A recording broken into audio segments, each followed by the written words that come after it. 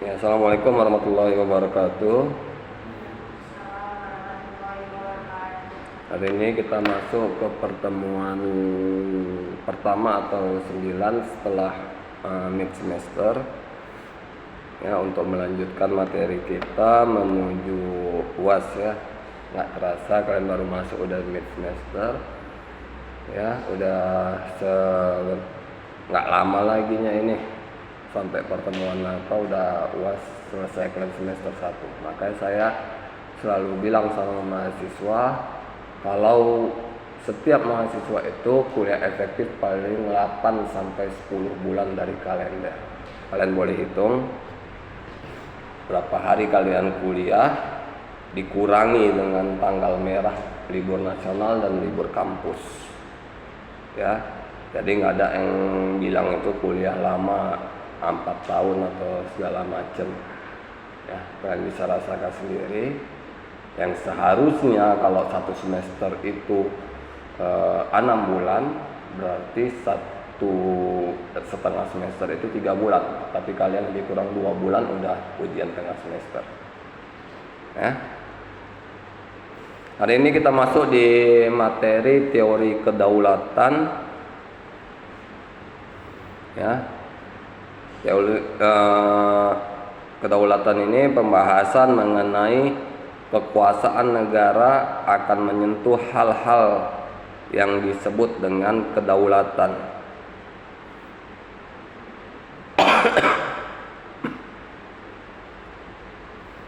Jadi kedaulatan ini tidak jauh daripada kekuasaan.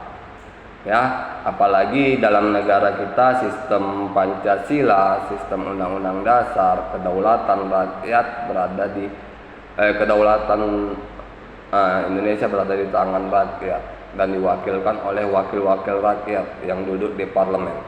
Ya, inilah dia hubungan antara kedaulatan dengan negara itu harus menjadi satu kesatuan yang dapat menjalankan negara. Ya, bagaimana para perwakilan masyarakat harus sejalan dengan pemerintah agar program-program pemerintah, program-program dari masyarakat itu dapat berjalan. Ya, kita bisa lihat di masa pemerintahan Jokowi pertama yang tidak terlalu sejalan antara pemerintah dengan parlemennya, yang mana parlemen dipegang oposisi, banyak kebijakan-kebijakan yang saling bertentangan. Memang bagus, ada bagusnya juga, tapi jadinya ada beberapa yang mungkin akan tersendat jika terjadi perbedaan-perbedaan yang tidak saling mendukung. Ya. Makanya kalau di dalam satu sistem pemerintahan itu seharusnya megang pemerintahan itu komplit seperti saat sekarang ini ya, yang presiden dan parlemennya juga orang-orang dari presiden, partai-partai pendukung presiden. Jadi sistem program pemerintah, program partai yang disampaikan ke masyarakat bisa sejalan. Tidak ada, paling ada pertentangan yang memang saat di sidang wajib ada pertentangan. Nggak mungkin dalam satu sidang itu, dalam satu musyawarah lancar-lancar aja ya, wajib ada pertentangan ya, karena pendapat seseorang itu tidak mungkin sama dengan orang lain dan tidak bisa kita paksakan untuk sama ya.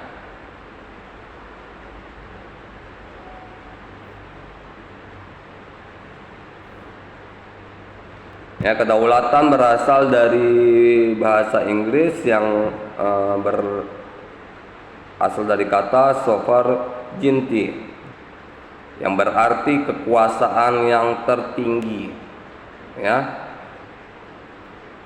Jadi apa maksudnya sini, bahwa kedaulatan itu harus sebagai kekuasaan tertinggi. Kedaulatan itulah yang menjalankan sistem pemerintahan. Kedaulatan itulah yang berada di dalam pemerintahan. Ya. Jadi masyarakat ikut di dalam pemerintahan, berada di dalam pemerintahan untuk bekerja sama dengan pemerintah dan mengawasi pemerintah jika ada kesalahan-kesalahan. Ya. Bukan kita hanya sebagai penonton. Karena banyak juga masyarakat yang hanya sebagai penonton. Ada masyarakat yang sebagai pejuang yang berada di garis-garis terdepan. Ya, dalam artian positif, menyampaikan aspirasi sesuai aturan perundang-undangan. Ya, teori kedaulatan di sini yang kita kenal yang pertama teori kedaulatan Tuhan. Apa artinya? Bahwa kekuasaan tertinggi ada di tangan Tuhan. Oleh karena itu, seluruh perintah negara haruslah merupakan implementasi dari kedaulatan Tuhan. Ya. Ini kalau teori kedaulatan Tuhan ini, bahwa teori-teori ini berdasarkan atas hukum-hukum dari Tuhan, hukum-hukum dari agama. Ya. Contohnya seperti kalau negara-negara Islam seperti Arab Saudi, ya, seperti kita ketahui kalau Arab Saudi itu kalau kalian ketangkap mencuri itu potong tangan, nggak ada apa. Kalau membunuh ya dihukum mati, kecuali kalian bisa damai dan ganti rugi sama keluarga korban. Ya, begitu juga seperti kalau kita lihat di Vatikan Roma. Vatikan Roma yang berlaku hanyalah hukum Taurat. Ya, mereka hanya berlaku hukum Taurat. Mereka tidak terikat dengan aturan yang berada di Roma, aturan pemerintahan Italia. Mereka hanya menjalankan hukum-hukum Taurat, aturan-aturan dan petunjuk-petunjuknya. Itu yang saya bilang tadi, kalau di negara Islamnya ada seperti di Arab Saudi, Palestina, Irak, Iran. Ya. Memang ada. Kalau kita ya saya bilang kalau negara Indonesia ini negara mayoritas Islam, bukan negara Islam. Beda kan ya? Kalau negara Islam itu seperti Arab Saudi, itu negara Islam yang diberlakukan adalah hukum-hukum Islam.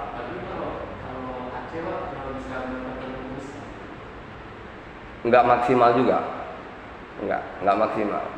Kalau memang maksimal, kalau Aceh menjalankan sistem Islam ya kayak Arab Saudi, mencuri potong tangan, berzina rajam sampai mati. Tapi kan enggak sesuai dengan peraturan perundang-undangan Indonesia. Hanya berlaku di sana hukum cambuk. Ya, jadi diberlakukan syariat Islam di Aceh sebatas tidak bertentangan dengan peraturan perundang-undangan kita. Peraturan perundang-undangan Indonesia tidak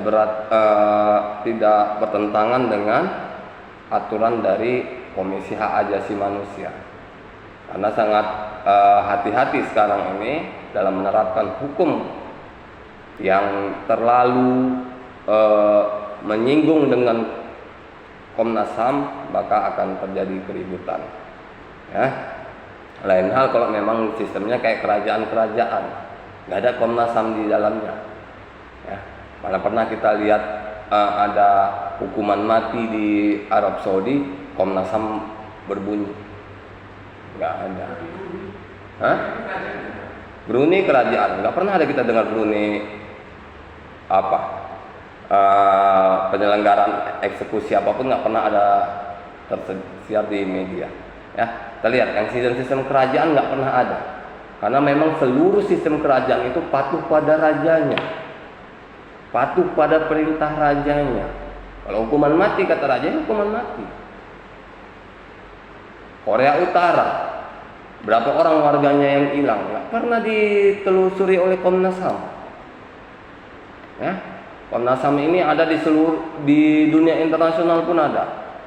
Kenapa nggak ditelusuri warga-warga yang ada di Korea Utara yang berhilangan katanya?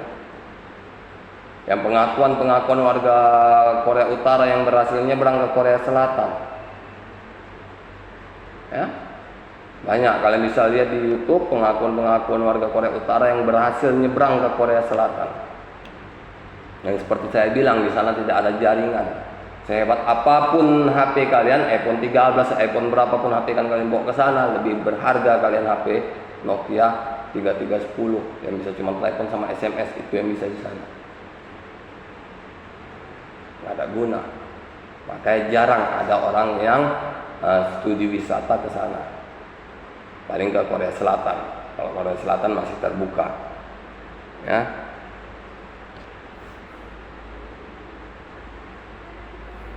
Ya, dalam catatan sejarah banyak penguasa zaman kuno yang mengaku dirinya sebagai Tuhan. Ada yang menyebutnya secara sadar ataupun sukarela. Ya. Ya, kalau dalam zaman Mesir kuno itu banyak tuh yang mengaku jadi Tuhan. Ya kan? Yang memang penguasa negara. Ya, yang penguasa negara yang dalam masa Fir'aun mengaku sebagai Tuhan. Ya kan, memang dia penguasa negara, penguasa Mesir pada masanya. Ya, waktu itu Mesir itu ditangani oleh Fir'aun 1, 2, 3 sampai Fir'aun berapa? Memang Fir'aun itu bukan nama, jabatan dia.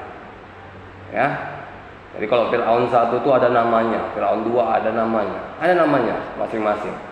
Ya, yang tenggelam di Laut Merah itu kalau nggak salah Fir'aun berapa? 13 apa 12? Itu saya kurang apa? Itulah yang ada.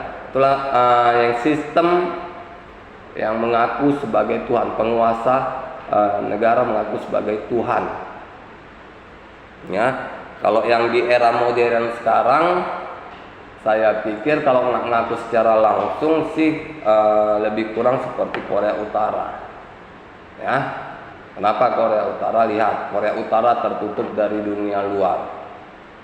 Ya,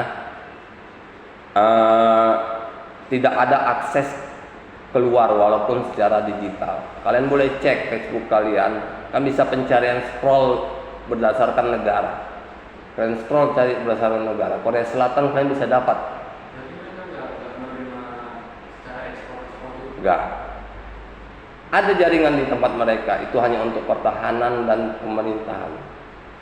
Untuk di depan Kim Jong Un dan di Departemen Pertahanannya untuk serangan nuklir. Itu yang ada. Selebihnya enggak ada. Kalian boleh cek. Kalian boleh cek negara mana yang ada akses internet. Mudah aja. Nggak akan mungkin kalau negaranya ada akses internet, masyarakatnya nggak main sosial media. Ya, Facebook yang bisa nyari berdasarkan negara. Facebook bisa, saya pernah coba itu. Korea Selatan saya dapat, Korea Utara enggak. Itulah yang saya bilang menyerupai teori kedaulatan Tuhan. Bahkan saat memperingati kematian bapaknya yang semalam itu tahun 1 atau 2 tahun yang lalu, yang negara diliburkan secara nasional selama 13 hari. Ya kan?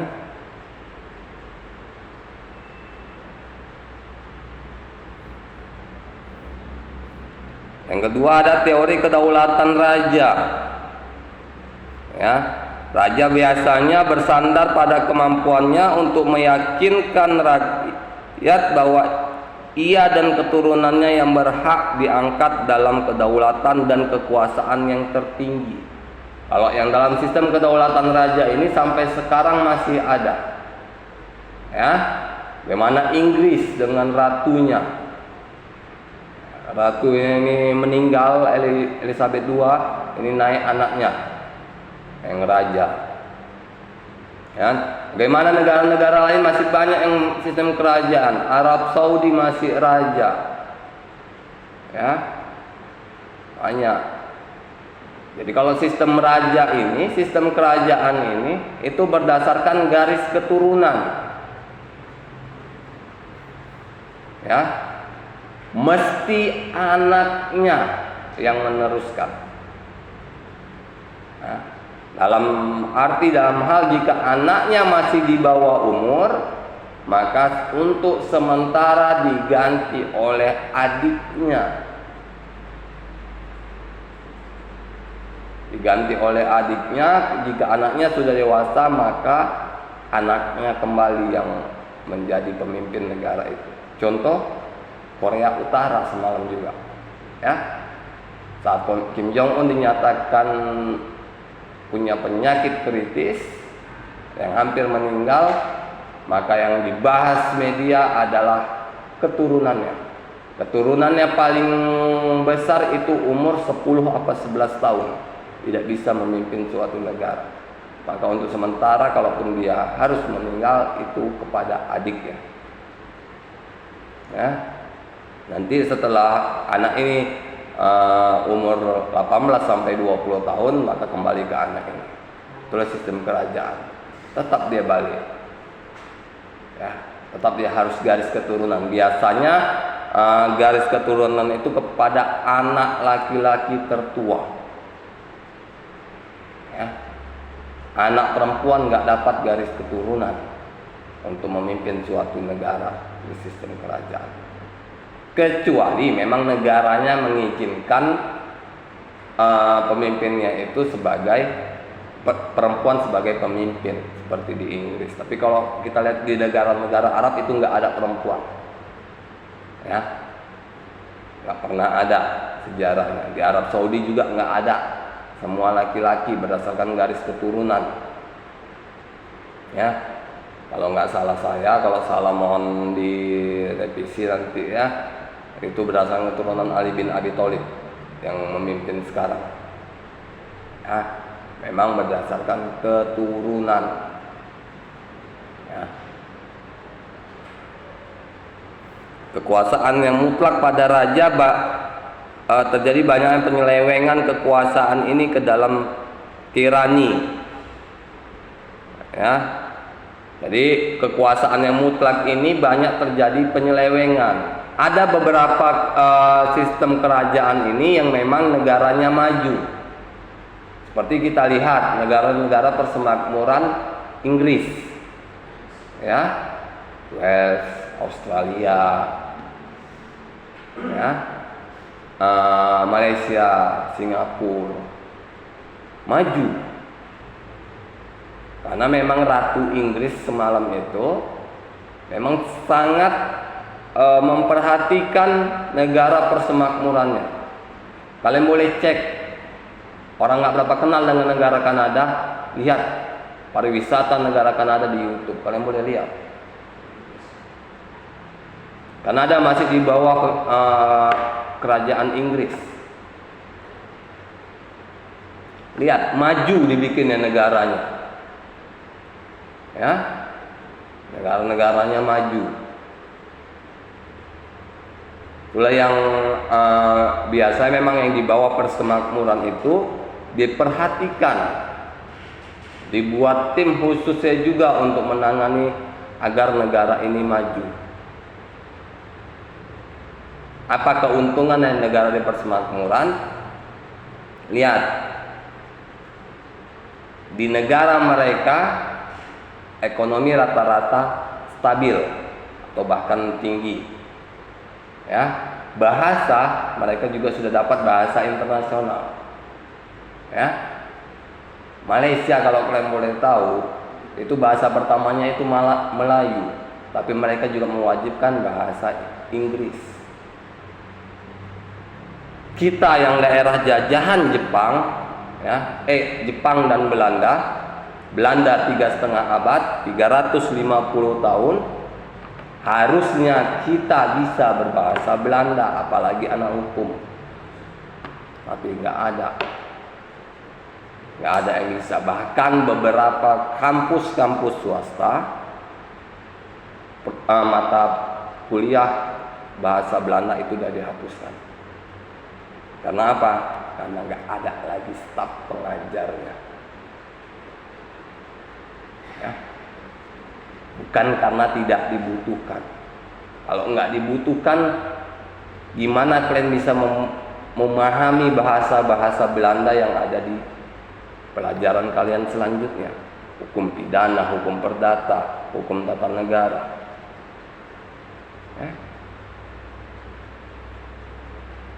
Kalau nggak salah saya di USU itu masih ada bahasa Belanda.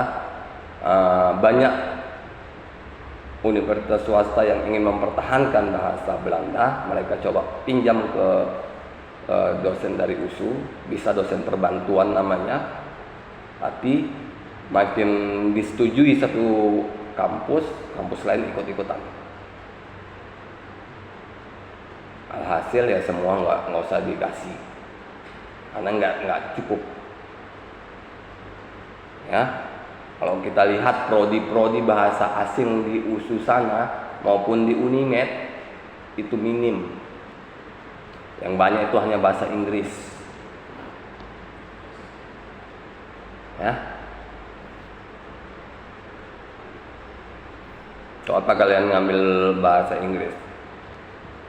Kalau memang mau ngambil sastra kalian misalnya kuliah, saya pikir lebih bagus kalian ngambil bahasa Perancis atau bahasa lainnya. Karena dalam nanti kuliah bahasa Perancis, lihat mata kuliah pasti ada bahasa Inggrisnya, banyak juga. 20-25% ada mata kuliah bahasa Inggris. Di situ kalian mendapat keuntungan kalau kalian mengerti. Tapi kalau kalian fokusnya cuma bahasa Inggris, kalian masuk ke prodi bahasa Inggris, sastra, linguistik, tak hafal yang kalian masukkan, FKIP-nya segala macam, ya udah di dalam itu hanya bahasa Inggris aja. Ya. Bahasa Jepang, Mandarin, kalian apa yang tetap ada. Karena kalian nanti pun kuliah bahasa asing di luar negeri, ya, kalian kuliah bahasa Mandarin di Cina, bahasa pengantarnya bahasa Inggris. Maka kalian harus diajari bahasa Inggris. Kalau kalian nggak ada kuliah S2 di sana, bahasa pengantarnya bahasa Inggris.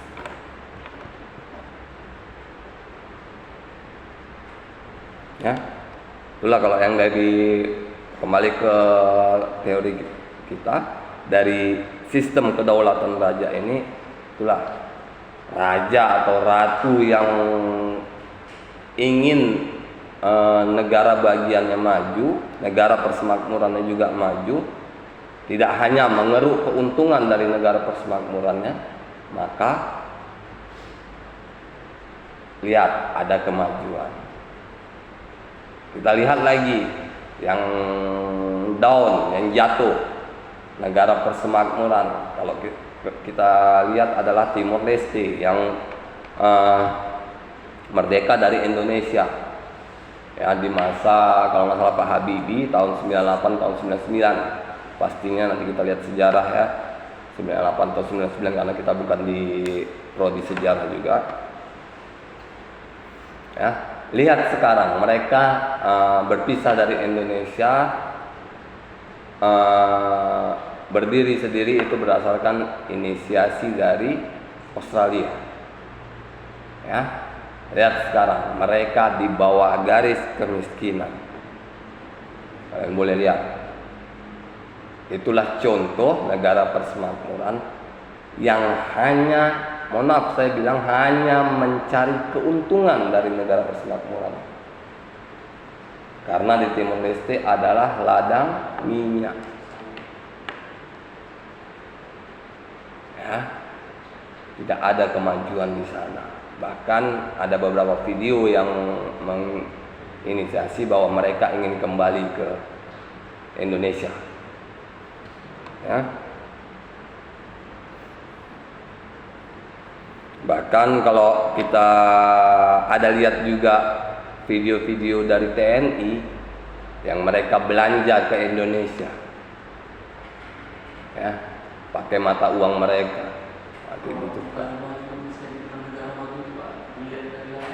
Dari perekonomian yang stabil. Karena perekonomian dalam suatu negara ini juga diawasi oleh Bank Dunia. Ya. Tingkat pendapatan dan hutang harus lebih besar tingkat pendapatan.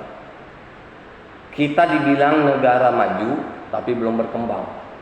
Pendapatan kita tinggi, tapi mohon maaf, hutang juga masih banyak.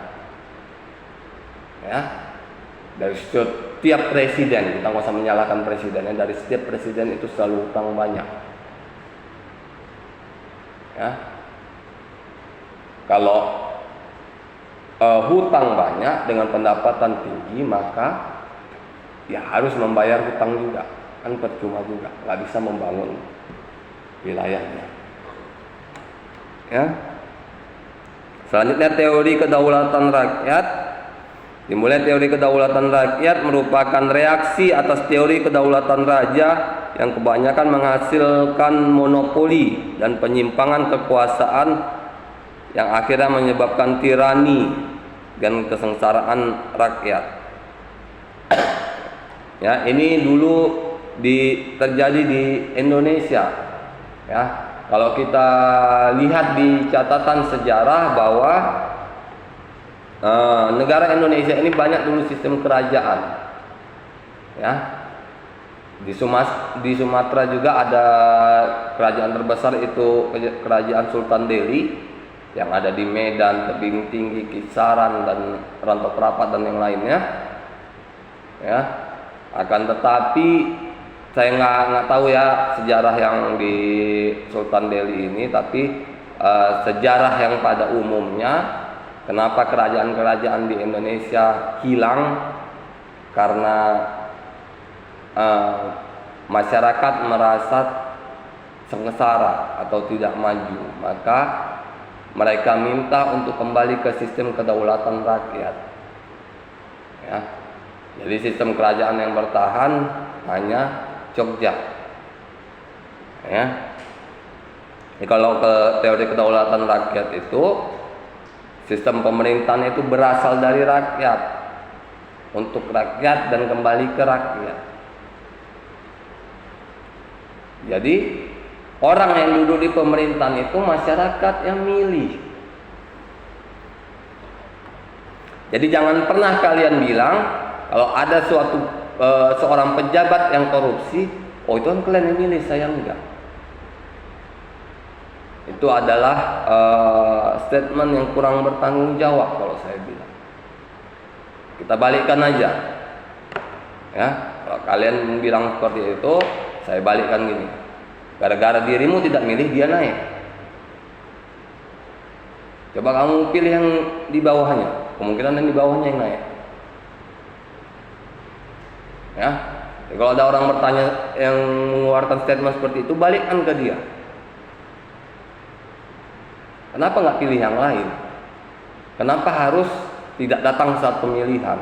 Kenapa harus golput?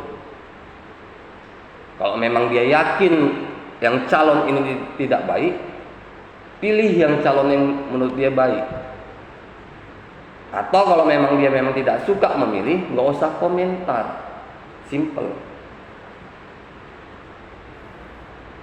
Kan? Karena yang seperti saya bilang, kalau sistem kedaulatan ini berdasarkan dari rakyat, maka kalianlah, masyarakatlah yang membentuk pemerintahan itu. Ya. Orang-orang yang duduk di parlemen itu bukan pilihan partai, tapi pilihan masyarakat. Ya. Bukan partai, bukan yang membuat pemilihan. Dalam satu partai hanya satu orang, nggak ada. Paling sedikit itu 7 kalau nggak salah. Bahkan ada yang sampai 15, ada yang sampai hampir 20, maksimalnya di 20. Ya. Minimalnya kalau nggak salah saya, selama saya milih, kalau nggak salah saya pernah lihat itu 7. Yang ada nama calonnya ya. Nama calonnya itu ada 7 orang. Ya, gimana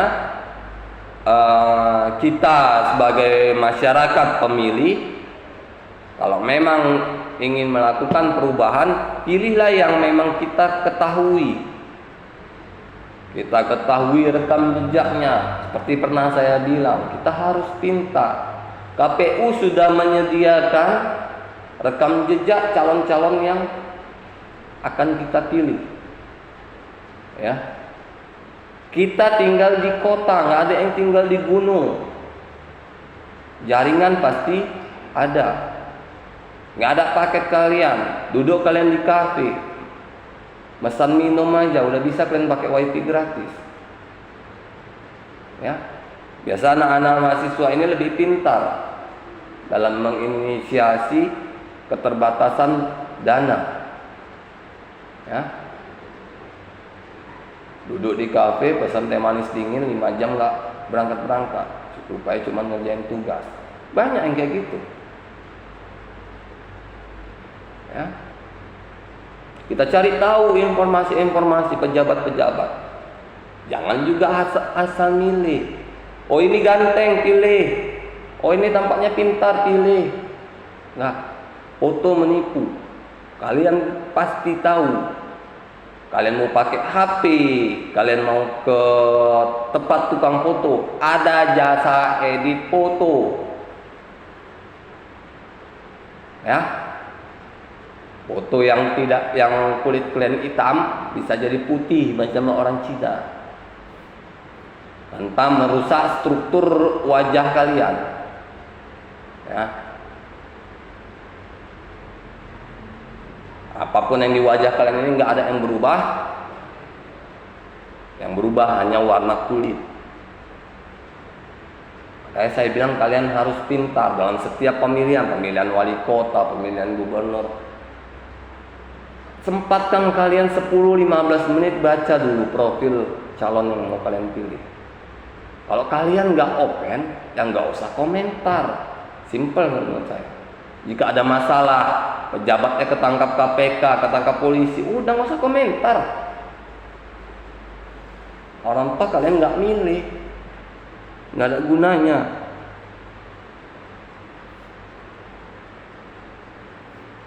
Selanjutnya ada teori kedaulatan negara. Teori kedaulatan negara merupakan reaksi terhadap teori kedaulatan rakyat. Namun teori ini sebenarnya hanya menyelenggarakan dan melangsungkan teori kedaulatan raja dalam sistem kedaulatan rakyat. Ya. Teori kedaulatan negara ini implementasi dari dua sistem, kedaulatan raja dan rakyat. Ya. Sini ada pemimpin negara ya yang berkuasa tapi tetap juga mengatur rakyatnya, memajukan rakyatnya. Ya. Jangan hanya dari pemimpin negara itu hanya ingin mencari kedudukan saja, keuntungan saja. Ya.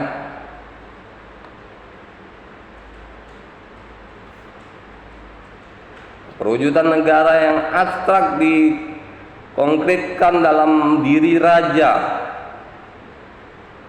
Ya. Nah, di sini raja yang difokuskan kepada raja untuk menyelenggarakan sistem pemerintahan. Ya. Raja harus tahu betul apa kebutuhan masyarakatnya.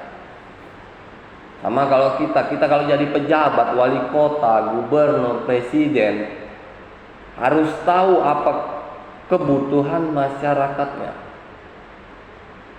Ya. Kalau kita bisa bantu secara langsung, bantu. Tapi kalau nggak bisa bantu, kita cari cara supaya dia terbantu. Ya. Kalau kita sudah duduk di sistem pemerintahan, pasti kita tahu caranya. Banyak orang-orang, banyak ASN yang bisa membantu dia. Misalnya dia kekurangan pangan, tanya dari sistem bantuan sosialnya, kenapa dia nggak dapat? Ya. Bansosnya kenapa dia nggak dapat? Bulog bisa nggak kasih dia? Ya, setidaknya itu. Jangan dengarkan cakap masyarakat, karena kalau cakap masyarakat itu pasti kurang. Gak ada masyarakat yang merasa cukup, udah pas, segala macam, enggak. Kalian ada uang pun 1 juta, 2 juta di kantong kalian bilang juga kurang, ya kan? Karena semakin banyak uang di kantong kalian, semakin banyak tinggi juga hayalan kalian. Mau beli apa ini? Mau dibelanjain apa ini? Mau ngapain? Mau kemana? Ya. Percayalah, kalau sebulan kalian misalnya dapat 2 juta dengan 200.000, pasti habisnya waktunya sama.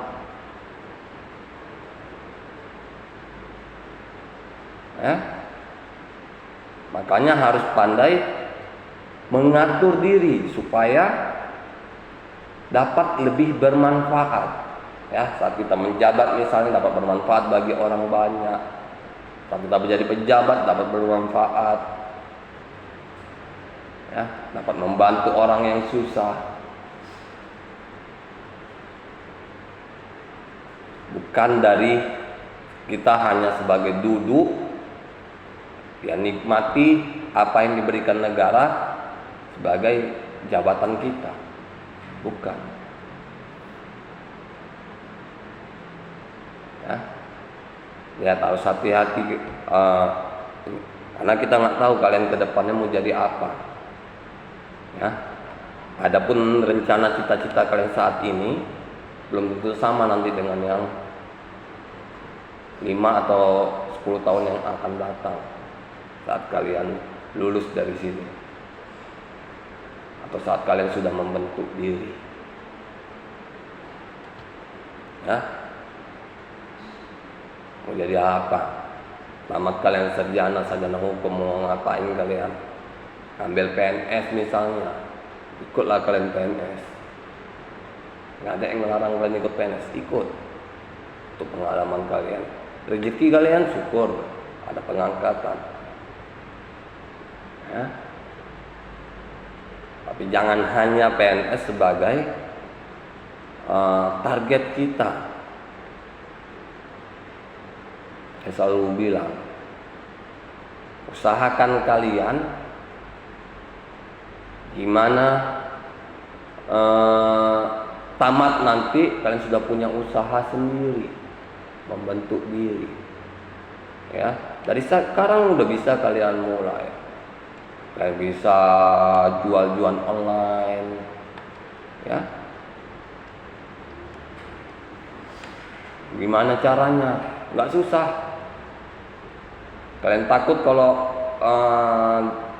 kalian pesan dari online yang luar kota untuk dikirim lagi, karena nanti estimasi waktu yang tidak sesuai, kalian pergi. Kalian mau jual baju misalnya, itu banyak pajak-pajak yang jual baju. Kalian bisa tanya sama ya, Kak, bisa minta tolong foto barang-barangnya, saya mau jual lagi. Mereka kasih. Itu lebih efisien, karena saat ada pemesanan kalian tinggal ke toko itu, kalian beli, kirim. Kalian nggak perlu stok di rumah. Ya. Di Medan Mall tuh banyak pajak. Di Sambu tuh banyak. Kan lebih efisien. Nah, paling kalian punya hanya perlu modal maksimal 500.000. Udah bisa kalian jalankan usaha kalian. Untuk apa itu kita nggak tahu pesanan yang ada di toko online kita. Misalnya ada pesan banyak, bisa 300-400.000 tambah ongkos kirimnya mungkin 100.000. Ya, kan kita dibayar, kita mengeluarkan uang dulu. Walaupun dia udah bayar, uangnya akan masuk ke akun kita. Ya, maka kita harus ada uang 500 sampai 1 juta. Bangun, supaya kalian nanti saat tamat tidak bertanya mau jadi apa, mau ngapain. Sangat disayangkan kalau akan muncul itu di pikiran kalian. Seperti saya bilang, saat sekarang ini kalau mau ngambil pengacara itu biayanya lebih kurang 15 juta. Mulai dari pendaftaran sampai pelantikan. Lulus kalian, dapat kartu pengacara, dapat izin beracara, belum tentu kalian dapat kasus. Siapa yang kenal kalian? Kan? Kalian ngambil kasus-kasus prodeo, pergi kalian ke pengadilan, mana yang sidang, biasanya yang banyak itu sidang-sidang kasus-kasus narkoba, pencurian kampung. Kalian minta dia, kalian sebagai pengacaranya tanpa dibayar. Nah itulah kalau modal kita sebagai pertama. Kita harus bisa menjual diri dulu, karena kita penjual jasa. Ya, gimana orang mau tahu, gimana orang mau pakai jasa kalian kalau kalian nggak pernah perform di depan orang, ya.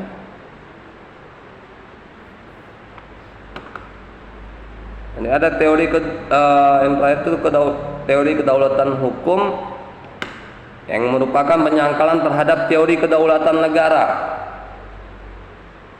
Bahwa kekuasaan tertinggi tidak pada raja dan negara, tetapi berada pada hukum yang bersumber kepada kesadaran hukum setiap orang. Ya, di kedaulatan hukum ini dia lebih kepada bersumber kepada hukum, seperti negara kita.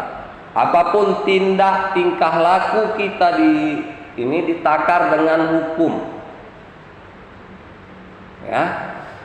Contohnya apa? Kalian berkomentar di sosial media, Facebook segala macam, itu ditakar benar atau tidaknya berdasarkan hukum, berdasarkan undang-undang ITE. Ya kan? Sama kalau kasus pencurian, masuk ke polisi, dikatakan bisa sebagai kasus pencurian, bisa sebagai tindak pidana pencurian. Harus ada juga aturannya. Misal kalau nggak salah saya sekarang ini, mohon maaf kalau salah nanti bisa kita revisi, pencurian di bawah 2 juta itu tidak masuk. Ya. Pakai banyak sekarang maling-maling mesin pompa air. Ya. Jadi kalau mesin pompa air yang 2 juta itu tahu yang mana? Yang besar, ya, yang ada tutupnya, belum bisa dibuka gitu. Yang besar-besar itu biasa untuk gedung bertingkat. Itu yang 2 juta. Makanya nggak heran kalau kalian tinggal di daerah padat penduduk sering kehilangan. Makanya nggak usah heran juga kalian kalau daerah sini kalian lihat, ya, mesin pompa air itu di kerangkeng. Ya, mesin AC itu di kerangkeng. Ya. Kenapa? AC itu 2 juta, ya kan? Harga AC sekitar 2 juta sampai 3 juta. Itu kalau lengkap. Yang diambil cuman luarnya saja, dalamnya kan nggak diambil. Berarti nilainya nggak sampai 2 juta, ya kan? Hanya kipas luarnya aja yang diambil. Itulah kalau dalam hukum ini, kedaulatan hukum, dia balik ke hukum, ada aturan-aturannya, ada rulesnya. Ya. Makanya banyak kita lihat yang pencurian yang ngambil buah jatuh misalnya sampai masuk ke persidangan, sangat ngeri rasa kemanusiaan saya bilang. Ya, bahkan dia ngambil pun sudah dibilangnya karena cucunya kelaparan. Kalau memang ada seperti itu di rumah kalian, kalian punya buah mangga atau buah jambu jatuh diambil orang karena cucunya kelaparan, biarkan. Itu rezeki dia. Ya, yang salah kan kalau dia manjat. Kalau dia ngambil di bawah itu rezeki dia. Ya, enggak rezeki dia, mungkin nanti ada monyet lewat diambil monyet. Ya. Syukur kalau hanya manusia ngambil di bawah. Monyet ngambil yang di pohon. Kenapa kalian yang manusia ngambil di bawah kita pidanakan, monyet kalian pidanakan? Hati-hati kalau rasa kemanusiaan kalian sudah tidak ada lagi. Jadi apa-apa lapor, apa-apa balik ke hukum lapor. Sangat disayangkan. Jangan jadikan hukum sebagai senjata, tapi jadikan hukum sebagai perlindungan. Ya. Kalau sebagai senjata, apa-apa masalah sekecil apapun kita perkarakan. Tapi kalau sebagai perlindungan, kalau kita sudah mulai tersakiti, terzolimi, teraniaya, baru kita laporkan. Atau kita minimal terancam, ancamannya serius, kita bisa minta perlindungan, nggak ngelaporkan. Misalnya ada ancaman pembunuhan sama kita minta perlindungan sama polisi, kita bisa dijaga. Ya, atau kita bayar satpam, salah bayar satpam atau bayar polisi. Sangat nggak efektif sekarang kalau apa-apa lapor. Bukannya nampak hebat kita, jadi kita banyak musuh. Ya kan? Kita lapor belum tentu orang keluarganya senang. Saya bilang, kalau suatu masalah itu lebih baik kita selesaikan secara musyawarah. Ya. Nah, kalau kalian ikut nanti persidangan agama, lihat kalau kalian dapat nanti persidangan pertama,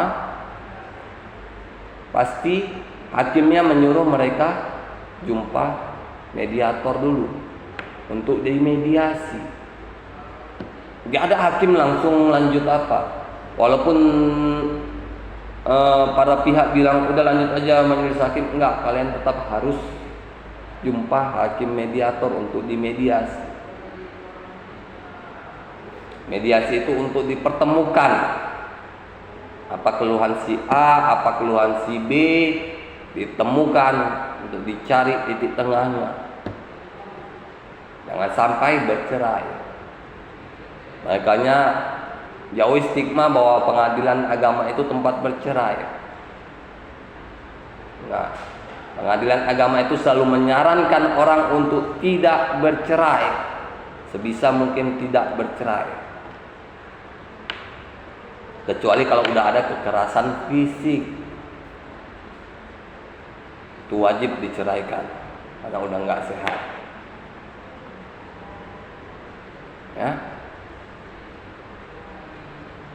Lalu, balik ke kedaulatan hukum ini, itulah kalau segala sesuatu itu hukum kita jadikan pegangan, maka kita akan berperilaku baik, tidak melanggar hukum.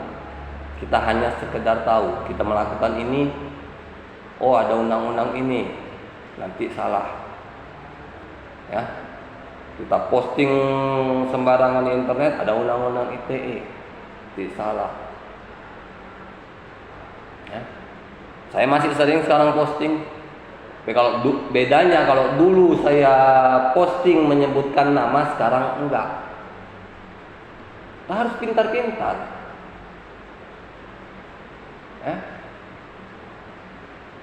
Kita nggak perlu menyebutkan nama, kita nggak perlu menyebutkan kerjaannya, nggak perlu menyebutkan lembaganya segala macam. Kita bisa ada seseorang yang bekerja gini bisa. Nggak usah sebutkan namanya. Kalian buat namanya di situ, kerjaannya di situ, akan jadi masalah. Ya. Peranan kesadaran hukum ini terjadi ke dalam naluri hukum di dalam negara melalui adanya lembaga legislatif. Ya. Jadi kesadaran hukum di negara Indonesia ini balik ke naluri masyarakat yang dibuktikan dari adanya lembaga legislatif. Ya. Lembaga legislatif inilah yang menerapkan hukum, membuat undang-undang. Ya. Lembaga legislatif ini membuat undang-undang, hukum yang berlaku bagi masyarakat. Ya, mana lembaga legislatif ini menerapkan seluruh peraturan-peraturan yang berkaitan dengan masyarakat. Kita lihat, kita pelajari. Ada undang-undangnya. Misalnya kita sebagai pekerja ada undang-undang tenaga kerja. Sekarang undang-undang cipta kerja. Ya. Lihat di situ hak dan kewajibannya. Makanya kita kalau nanti mencari kerja, dapat kerja, tanda tangan kontrak, itu saya selalu bilang, baca dulu. Jangan kesenangan langsung tanda tangan. Nah, biasanya di kontrak kerja itu juga ada berapa bayaran kalian setiap bulannya, berapa gaji kalian setiap bulannya. Ya. Karena kebanyakan orang-orang sekarang karena saking senangnya dia diterima kerja, ya tanda tangan kontrak kerja dulu, udah main tanda tangan aja, nggak dibaca. Hati-hati jadi bumerang bagi diri sendiri. Ya. Kalau kita pintar, kita baca. Kalau kira-kira ada yang tidak sesuai, kita bisa komentar. Kak, Pak, ini kok kayak gini ya? Sama kayak di negara ini. Dibuat undang-undang oleh DPR, jika ada yang tidak sesuai dengan keadaan di masyarakat, bertentangan dengan agama, adat atau kebudayaan misalnya, kita bisa ajukan judicial review ke Mahkamah Konstitusi, pembatalan pasal atau pembatalan undang-undang. Ya. Ada dia sistem-sistemnya. Nah, semua harus kita lakukan.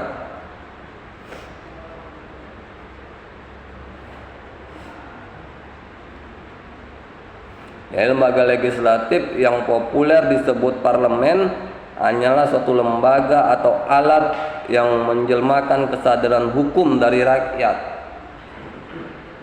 Ya. Jadi lembaga legislatif itu sebagai jelmaan dari kesadaran hukum masyarakat. Gimana masyarakat harus sadar akan hukum dan aturan yang ada. Seperti misalnya naik sepeda motor, ada beberapa peraturan. Jangan bilang nggak tahu. Ya. Walaupun kita bukan seorang mahasiswa hukum, jangan jadikan alasan tidak tahu sebagai senjata. Jangan jadikan seperti itu. Kita bukan lagi hidup di zaman batu. Sekarang apa-apa internet di mana-mana ada, seperti saya bilang. Kalian ingin melakukan apa? Lihat aturannya. Kalian ingin membuka usaha apa? Lihat aturannya. Kalian ingin melihat PT, lihat buka undang-undang PT, apa yang dibutuhkan segala macam. Kalian ingin membuka CP, lihat. Kalian membuka yayasan segala macam, lihat aturannya. Dan pergi ke tempat yang tepat untuk mengurusnya, ke notaris misalnya. Ya, jangan kalian hanya mau buka PT-nya atau membuka yayasan nih langsung pergi ke notaris. Nggak tahu apa yayasan itu, apa yang harus ada di yayasan, apa ADART-nya, anggaran dasar, anggaran rumah tangganya apa. Kalau kita ingin membentuk sesuatu kan harus pahami dulu.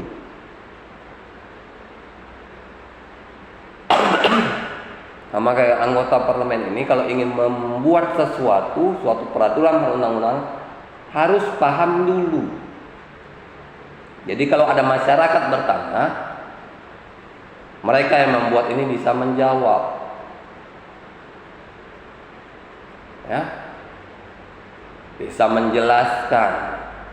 Jadi kesadaran hukum masyarakat itu bisa nyambung ke undang-undang. Ya, bukan hanya ya udah dibuat, udah mau berdampak mau enggak, ya kan?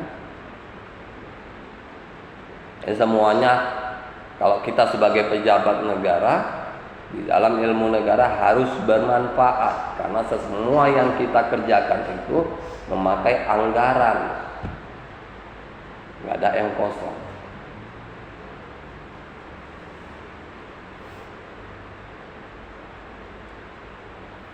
Ya, inilah pertemuan kita pada hari ini. Pertemuan pertama setelah meet ini. Lebih dan kurang saya mohon maaf. Assalamualaikum warahmatullahi wabarakatuh.